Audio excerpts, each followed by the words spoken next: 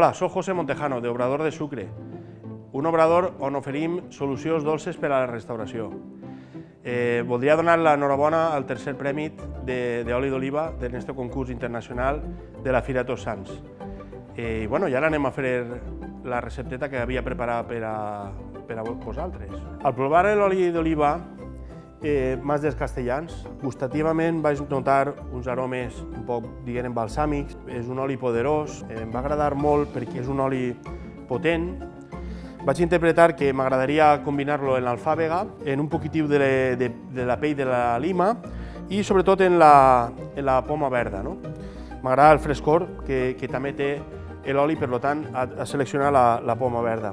Bé, al final vaig pensar en una elaboració, com no pot ser d'una altra manera, gelada, i vaig fer un gelat d'oli d'oliva en el qual és una base làctea lligar en el mateix oli d'oliva, de tal manera que produeix una molt bona emulsió i es queda, per tant, un gelat supercremós. En definitiva, l'oli que siga el producte protagonista del plat. I, clar, és un poc difícil elaborar una elaboració dolça en oli d'oliva, però jo m'he atrevit i crec que el resultat està fenomenal. Anem a tallar uns bastonets de poma verda, en aquest cas, Gran Smith, que és prou àcida. Anem a tallar uns trossets i li deixarem la pell, que em pareix que té molt bona textura. Per altra part, trossejarem uns trossets de galleta, la típica massa del típic pastisser de boniato, que sempre tradicionalment s'ha fet en oli d'oliva. Ho trencarem així en trossets irregulars. Per altra part, anem a preparar el bescuit, que és un bescuit que es fa en un microondes. En oli d'oliva prepararem unes miguetes superesponjós, superdelicat i que té una textura molt bona. Ens recorda a aquesta coca que feia la iaia, que estava tan bona i tan esponjosa. En primer lloc, agarrarem un poquet de maltodextrina, d'oli d'oliva, seran com unes migues, aniran en el fons del plat. Col·locarem uns trossets d'eixa galleteta de tota la vida de pastisser de boniato, aportant el toc cruixent.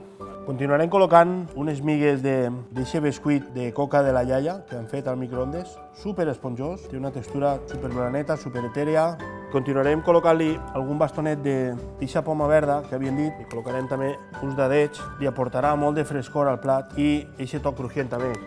Bé, que és l'ingredient més principal, li col·locarem una bona quenel de gelat d'oli d'oliva, que és l'estrella del plat, i ara anem a col·locar-li alguna floreta, les floretes de romer, tant d'ací de la Comunitat Valenciana, del Comtat, unes floretes d'alfàbega, unes fulletes també fresques, li dona aquest perfum també un poc picant.